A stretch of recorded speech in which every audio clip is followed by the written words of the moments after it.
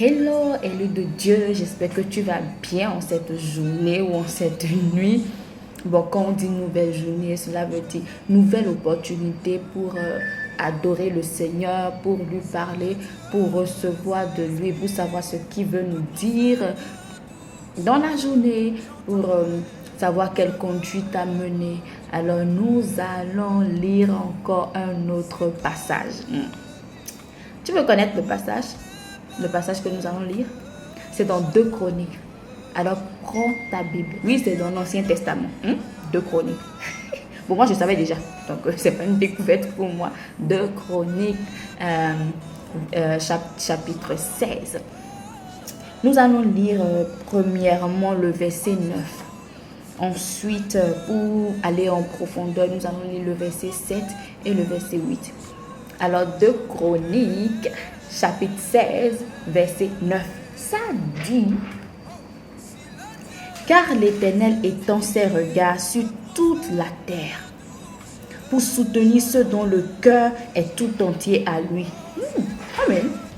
Ensuite, il dit: tu as agi en insensé dans cette affaire, car dès à présent, tu auras des guerres. Quelle guerre? Qui aura des guerres? Qui a agi en insensé?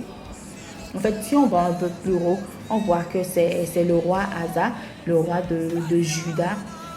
En fait, au lieu de se confier en Dieu, il a préféré se confier au roi de Syrie.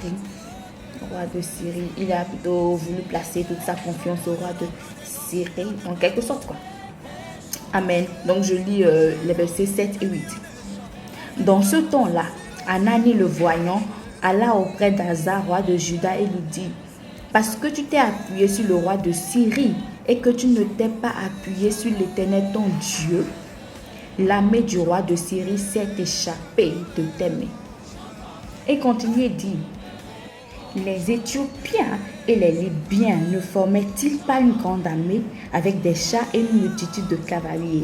Et cependant, l'Éternel les a livrés entre tes mains parce que tu t'étais appuyé sur lui. Waouh! Amen. Waouh. Ça porte à réfléchir.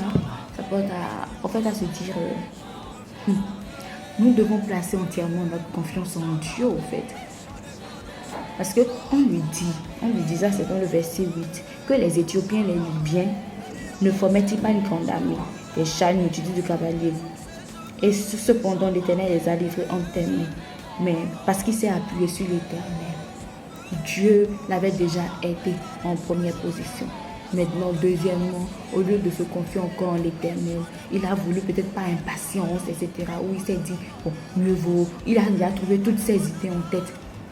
Et il est allé vers le roi de la Syrie. Nous allons prier afin que Dieu nous aide, que Dieu nous garde de l'impatience, que Dieu nous garde de notre propre sagesse. Parce que notre propre sagesse peut nous amener à chercher de l'aide là où nous ne devons pas chercher de l'aide, ou à écarter Dieu. Et souvent en écartant Dieu, c'est qu'on dit à Dieu qu'il est incapable de nous aider. Alors que Dieu n'est pas incapable de nous aider. Dieu est capable de nous aider au-delà de tout ce qu'on peut imaginer. Vraiment, ça nous arrive à nous tous. Au lieu de demander de l'aide à Dieu, ou bien parfois on se dit, Dieu va prendre du temps. Je préfère aller très vite. Alors que les voies de Dieu ne sont pas nos voies. Dieu, il voit ce que nous ne pouvons pas voir. Il voit plus que nous et il sait comment arranger les choses. Mais nous aimons vite aller, vite trouver la solution pour nous sortir des problèmes. Mais nous devons venir à Dieu, lui demander de nous aider. Alors prions ensemble. Amen. Papa, nous te demandons de nous aider.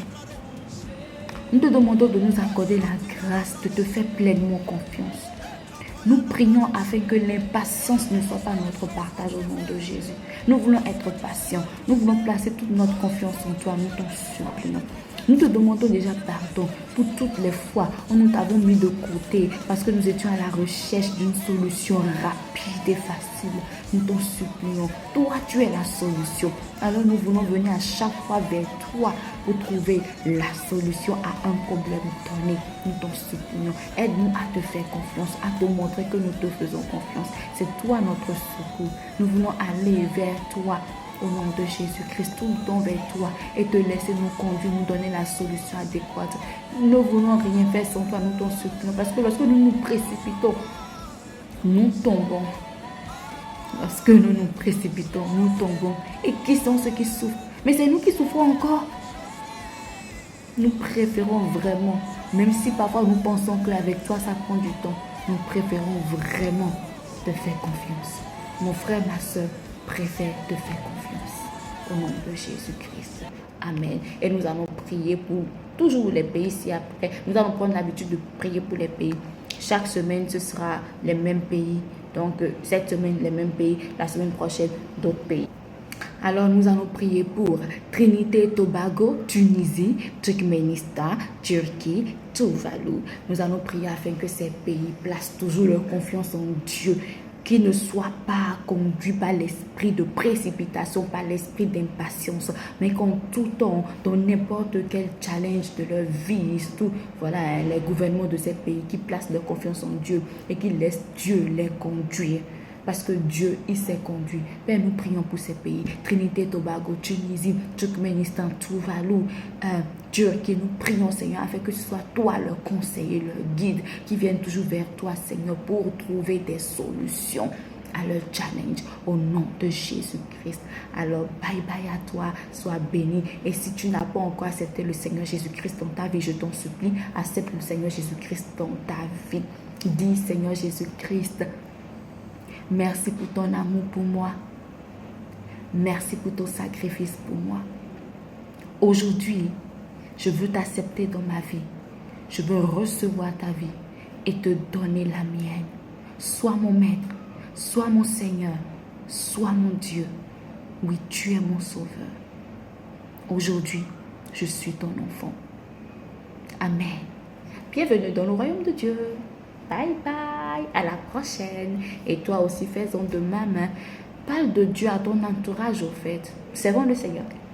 Amen.